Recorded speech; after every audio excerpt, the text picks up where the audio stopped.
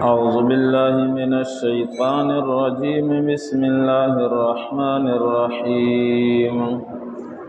ولا تأكلوا أموالكم بينكم بالباطل وتدلوا بها إلى الحكام لتأكلوا فريقا من أموال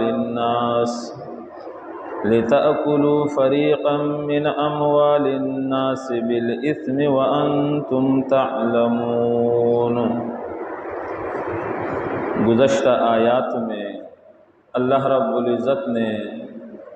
روزے اور دعا کے حکم کو بیان فرمایا۔ اب اگلی آیت کے اندر یہ بات سمجھانا چاہتے ہیں کہ اگر تم چاہتے ہو کہ اللہ کے دربار میں تمہارے روزے بھی قبول ہو اور تمہاری دعائیں بھی قبول ہو تو اس کے لیے حرام مال سے اجتناب اور اکل حلال پر گزارا یہ ضروری اور لازمی ہے۔ میں نے آپ سے عرض کیا اس آیت کا گزشتہ آیات کے ساتھ ربط یہ ہے، گزشتہ آیات میں اللہ رب العزت نے روزے اور دعا کے حکم کو بیان فرمایا۔ اب اگلی آیت کے اندر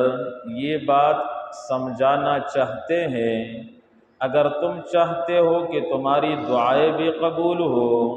تمہارے روزے بھی اللہ کے دربار میں قبول ہو تو اس کے لیے اکل حلال استعمال کرنا اور حرام مال سے اجتناب کرنا یہ ضروری ہے، کیونکہ جو بندہ حرام مال استعمال کرتا ہے نہیں تو اس کے دعائیں قبول ہوتی ہے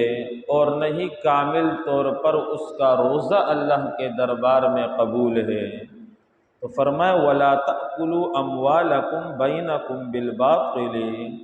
اور تم مت کھاؤ ایک دوسرے کا مال آپس میں ناحق طریقے سے، ناجائز طریقے سے دوسرے کا مال استعمال نہ کرو۔ وَتُدْلُوا بِهَا إِلَى الْحُكَّامِ، اور نہ پہنچاؤ جھوٹے مقدمات کو حاکموں کی طرف۔ ایک آدمی نے دوسرے آدمی پر جھوٹا دعویٰ کیا، اس پر مقدمہ چلایا، افسروں کو، قاضیوں کو، عہدیداروں کو کچھ رشوت اس نے دی اور اس مظلوم سے کچھ مال حاصل کیا، تو اب قاضی نے اور اب عہدیداروں نے اس آدمی جھوٹے کے حق میں فیصلہ کر لیا، تو اللہ تعالیٰ نے اس سے منع فرمایا کہ دوسروں پر جھوٹے مقدمات بنا کر عدالت کے اندر فیصلے لے جا کر کچھ رشوت افسر اور قاضیوں کو کھلا کر دوسرے کا مال ہڑپ کرنا یہ ناجائز طریقہ ہے، اور قاضی کے فیصلہ کرنے سے وہ مال تمہارے لیے حلال نہیں ہوگا۔ بخاری شریف کی روایت ہے، پیغمبر خدا صلی اللہ علیہ وسلم نے ارشاد فرمایا میں تمہاری طرح بشر اور انسان ہوں، تم لوگ اپنے جھگڑے اور اپنے فیصلے میرے پاس لے کر آتے ہو، تم میں بعض لوگ ایسے ہوتے ہیں جو فصیح اللسان ہوتے ہیں، یعنی اپنے مافی ضمیر کو ڈھنگ سے ادا کر سکتے ہیں، چالاک ہوتے ہیں، اور وہ گواہ بھی پیش کر لیتے ہیں، گواہی کو سامنے رکھتے ہوئے میں ان کے حق میں فیصلہ کر لیتا ہوں، لیکن جو ناحق پر ہو اور گواہوں کی وجہ سے میں نے فیصلہ کر لیا وہ یہ نہ سمجھے کہ یہ مال میرے لیے حلال ہو گیا، نبی نے فیصلہ کیا، بلکہ میں نے تمہیں جہنم کا ایک انگارہ دے دیا۔ تو اس لیے فیصلہ تو ظاہر کے موافق ہوتا ہے اور باطن تو نبی نہیں جانتا، علم غیب نبی کے پاس نہیں ہے، صرف اللہ کے پاس ہے۔ تو اس لیے نبی علیہ السلام نے ناحق مال کھانے سے بھی اس روایت میں منع فرمایا۔ لِتَأْكُلُوا فَرِيقًا، کہ کھائے ایک جماعت، من اموال الناس، لوگوں کے مال میں سے، بالاسم، گناہ کے ساتھ، وَأَنْتُمْ تَعْلَمُونَ، اور تم جانتے ہو کہ میں نے جو دعویٰ کیا ہے میں ناحق پر ہوں، میں باطل پر ہوں، یہ مقدمہ اور یہ کیس جھوٹا چلا رہا ہوں۔ يَسْأَلُونَكَ عَنِ الْأَهِلَّةِ، زمانے جاہلیت کے اندر برا ابن عازب رضی اللہ تعالیٰ عنہ سے روایت ہے کہ مشرکین جب حج کرتے تھے، حج کے لیے جب احرام باندھ لیتے تو پھر گھر کے دروازے سے نہیں آتے، اگر گھر میں داخل ہونا ہوتا تو پیچھے کی جانب سے آتے، یا تو دیوار میں نقب لگا کر آتے یا سیڑھی لگا کر اوپر سے آتے۔ تو اب اللہ رب العزت نے فرمایا کہ مشرکین کا جیسے گھر کے پیچھے سے آنا بیکار اور فضول ہے، اسی طرح تم جو چاند کے بارے میں سوال کر رہے ہو یہ بھی بیکار اور فضول ہے، یعنی بیکار اور فضول قسم کے سوالات نہ کیا کرو۔ تو فرمایا یسألونک عن الاہلہ، پیارے نبی آپ سے پوچھتے چاند کے بارے میں۔ کچھ لوگ سوال کرنے لگے اللہ کے رسول اس میں کیا راز ہے؟ جب چاند نکلتا ہے تو بالکل باریک اور پتلا ہوتا ہے، اور پھر جب 14 کا چاند بدر بن جاتا ہے تو مکمل اور کامل اور روشنی والا ہوتا ہے، اس میں راز کیا ہے؟ اللہ رب العزت نے فرمایا پیارے نبی آپ ان کو جواب دیجئے قل ہی مواقیت للناس والحج، یہ چاند کا پتلا اور بڑا ہونا اور نکلنا یہ لوگوں کے لیے وقت معلوم کرنے کا ذریعہ ہے، اور حج کا وقت معلوم کرنے کا ذریعہ ہے۔ ہم دوسرے سے وعدہ کرتے باقی ماہ شعبان کے اندر میں آپ کے پیسے آپ کو دے دوں گا، آپ کا کام میں رمضان کے مہینے میں کر لوں گا، ربیع الاول کے اندر ہم ملیں گے اور اس بات پر گفتگو کریں گے، تو وقت معلوم کرنے کا ذریعہ ہے۔ وَلَيْسَ الْبِرُّ، نیکی یہ نہیں بِأَن تَأْتُوا الْبُيُوتَ، کہ تم آؤ اپنے گھروں کو من ظہورہا، گھر کے پش کی طرف سے، یعنی آپ انسان اپنے گھر کے اندر داخل ہو چاہے دروازے سے داخل ہو یا پیچھے کی طرف سے داخل ہو، اس میں کوئی گناہ نہیں، ایک محمل بات ہے، در کے اندر جائے جس دروازے سے بھی جائے، لیکن پیچھے کی طرف سے آنا اس کو نیکی سمجھنا اور عبادت سمجھنا یہ بدعت ہے، ایک کام ثواب کا نہیں اور بندہ اس کو ثواب سمجھ کر کام کرے تو یہ بدعت ہے۔ کل بدعت ضلالہ وکل ضلالۃ فی النار، ہر بدعت گمراہی ہے اور ہر گمراہی جہنم لے جانے والی ہے۔ اب جو مسجدوں میں چراغاں ہو رہا ہے، گھروں پر چراغاں ہو رہا ہے، لوگ کپڑے بنا رہے ہیں، جلوس میں جا رہے ہیں، تو یہ مشرک کرتے شرک ہے اور سمجھتے عشق ہے۔ گھر پر چراغاں کرنا کوئی گناہ نہیں، یا جلوس کے اندر جانا مرد چلے جائے کوئی گناہ نہیں، لیکن اگر ہم اس کو عبادت سمجھے چراغاں کرنے کو اور یہ پیسے لگانے کو، نئے کپڑے لگانے کو، تو پھر یہ بدعت بن جاتا ہے، اور بدعت جہنم میں پہنچنے کا آسان ذریعہ ہے۔ بندہ دین سمجھتا ہے، ثواب سمجھتا ہے، نیکی سمجھتا ہے، وَهُمْ يَحْسَبُونَ أَنَّهُمْ يُحْسِنُونَ، اللہ فرماتے وہ تو خیال کر رہے کہ ہم اچھا کر رہے ہیں، اور در حقیقت وہ برائی کے اندر مبتلا ہے۔ اور علماء نے لکھا ہے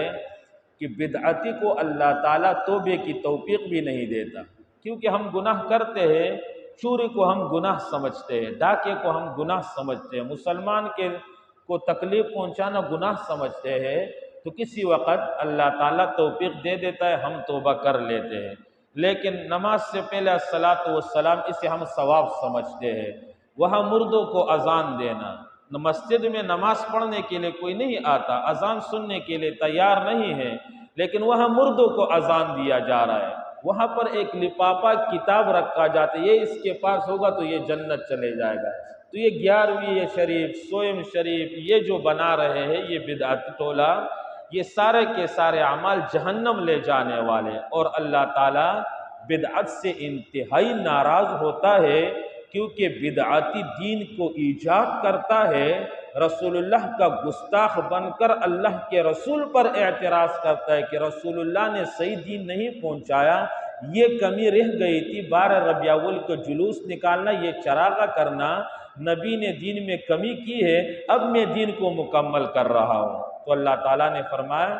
یہ وَلَكِنَّ الْبِرَّ مَنِ اتَّقَىٰ، گھر کے دروازے سے آؤ یا پیچھے سے آؤ یہ کوئی دین نہیں ہے، لیکن متقی نیکی وہ ہے کہ بندہ تقوی اختیار کرے، یعنی اللہ تعالیٰ کی نافرمانیوں سے بچے، رسول اللہ صلی اللہ علیہ وسلم کے مبارک سنت چھوڑنے سے بچے، اللہ کے حکم کو پورا کرے،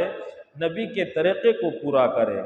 وَأْتُوا الْبُيُوتَ مِنْ أَبْوَابِهَا، آؤ اپنے گھروں کو من ابوابہا اس کے دروازوں سے۔ پیچھے سے آنا یہ ثواب اور عبادت نہیں، یہ زمانے جاہلیت اور مشرکوں کا رسم رواج ہے۔ قرآن اور دین آیا اس لیے ہے کہ جاہلیت کے تمام رسومات اور رواجات کو ختم کر دیں۔ لعلکم تفلحون، شاید کہ تم کامیاب ہو جاؤ۔ وقاتلوا فی سبیل اللہ الذین، جب امور انتظامات کا بیان ہوا، احکام بیان ہوئے، تو اب اللہ رب العزت مسلمانوں کو قتال کا حکم دیتے ہیں کہ مسلمانوں تم لڑو اللہ کے راستے میں، جہاد کرو۔ کن کے ساتھ؟ الذین یقاتلونکم، جو تمہارے ساتھ لڑتے ہیں۔ مدینے کے اطراف میں جو کافر رہتے تھے اور جنہوں نے نبی علیہ السلام کے ساتھ معاہدہ کیا تھا، اللہ تعالیٰ فرماتے اگر یہ معاہدہ توڑ کر تمہارے ساتھ لڑے تو پھر تم معاہدے کا انتظار نہ کرو، تم بھی ان کے ساتھ لڑو۔ وَلَا تَعْتَدُوا، لیکن حد سے تجاوز نہ کرو، یعنی اگر تم نے کافروں کے ساتھ وعدہ کیا ہے، معاہدہ کیا ہے، تو تم وعدہ اور معاہدہ توڑنے میں پہل نہ کرو، اپنے وعدے پر برقرار رہو۔ ان اللہ لا يحب المعتدین، اللہ کریم حد سے تجاوز کرنے والوں کو پسند نہیں کرتے۔ وَاقْتُلُوهُمْ حَيْثُ ثَقِفْتُمُوهُمْ، قتل کرو ان مشرکوں کو جہاں بھی تم ان کو پاؤ۔ وَأَخْرِجُوهُمْ، اور ان کو نکالو، من حَيْثُ أَخْرَجُوكُمْ، جیسے کہ انہوں نے تمہیں نکالا ہے، یعنی ان مشرکوں نے جیسے صحابہ تمہیں اور نبی کو مکہ مکرمہ سے نکالا ہے، تم بھی ان کو جزیرۃ العرب سے نکالو، ان کو وطن سے بے وطن کر دو۔ وَالْفِتْنَةُ أَشَدُّ مِنَ الْقَتْلِ،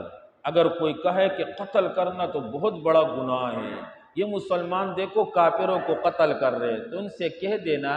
کہ شرک اللہ کے ساتھ شریک ٹھہرانا یہ قتل سے بڑا گناہ ہے، تم شرک سے باز نہیں آتے تو تمہیں قتل کیا جائے گا، معاہدہ توڑنے سے، وعدے توڑنے سے باز نہیں آتے تو تمہاری گردنیں کاٹی جائے گی۔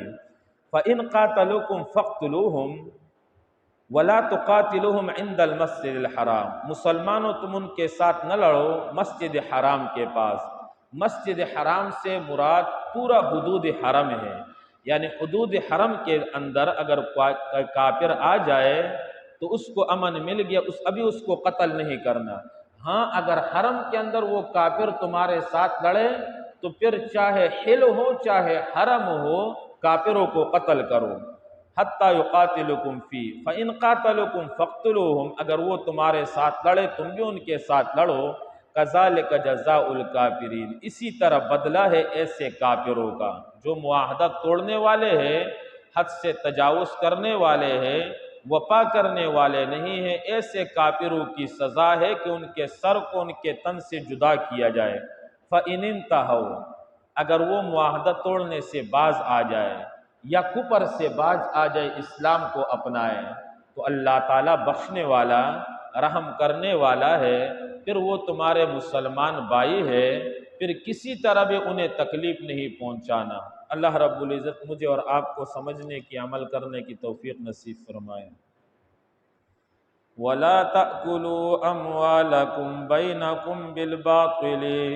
اور تم مت کھاؤ ایک دوسرے کا مال آپس میں بالباطل، ناحق طریقے سے، وَتُدْلُوا بِهَا، اور مت پہنچاؤ ان مقدمات کو إِلَى الْحُكَّامِ، حاکموں کی طرف، لِتَأْكُلُوا، تاکہ تم کھاؤ، فَرِيقًا، ایک جماعت، من اموال الناس، لوگوں کے مالوں میں سے، بالإثم، گناہ کے ساتھ، وَأَنْتُمْ تَعْلَمُونَ، اور تم جانتے ہو۔ یسألونک، پیارے نبی آپ سے پوچھتے ہیں، عن الأہلہ، چاند کے بارے میں، قل، پیارے نبی کہہ دیجئے، ہی مواقیت للناس والحج، وہ لوگوں کے لیے وقت معلوم کرنے کے ذرائع ہے، والحج، اور حج کے لیے، وَلَيْسَ الْبِرُّ، اور نیکی یہ نہیں، بِأَن تَأْتُوا الْبُيُوتَ، کہ تم آؤ اپنے گھروں کو، من ظہورها، پشتوں سے، وَلَكِنَّ الْبِرَّ، اور لیکن نیک آدمی وہ ہے، من اتقى، جس نے تقوی اختیار کیا۔ وَأْتُوا الْبُيُوتَ، آؤ اپنے گھروں کو، من ابوابها، گھروں کے دروازوں سے، واتقوا اللہ، ڈرتے رہو اللہ سے، لعلکم تفلحون، شاید کہ تم کامیاب ہو جاؤ۔ وقاتلوا فی سبیل اللہ، اور لڑو اللہ کے راستے میں، الذین، ان لوگوں سے، یقاتلونکم، جو لڑتے ہیں تمہارے ساتھ، ولا تعتدوا، اور حد سے تجاوز مت کرو، ان اللہ لا يحب المعتدین، بے شک اللہ کریم پسند نہیں کرتے حد سے تجاوز کرنے والوں کو۔ وقتلوہم، لڑو ان سے، قتل کرو ان کو، حیث ثقفتموہم، جہاں پاؤ تم ان مشرک و کافروں کو، وَأَخْرِجُوهُمْ، اور تم نکالو ان کافروں کو، من حیث اخرجوکم، جہاں سے انہوں نے نکالا ہے تمہیں، والفتنة ای الشرک، اور شرک، اشد من القتل، زیادہ سخت ہے قتل سے، ولا تقاتلوہم، اور مت لڑو ان سے، عند المسجد الحرام، مسجد حرام کے پاس، یعنی حدود حرم میں، حتی یقاتلوکم فی، یہاں تک کہ وہ لڑے تمہارے ساتھ، فیہ، اس میں، فَإِنْ قَاتَلُوكُمْ، پس اگر وہ لڑے تمہارے ساتھ حدود حرم میں، فَاقْتُلُوهُمْ، پس لڑو ان سے، كَذَلِكَ جَزَاءُ الْكَافِرِينَ، یہی بدلہ ہے ایسے کافروں کا۔ فَإِنِ انْتَهَوْا، پس اگر وہ باز آ جائے، فَإِنَّ اللَّهَ، پس بے شک یقیناً اللہ کریم، غفور، بخشنے والا، رحیم، رحم کرنے والا ہے۔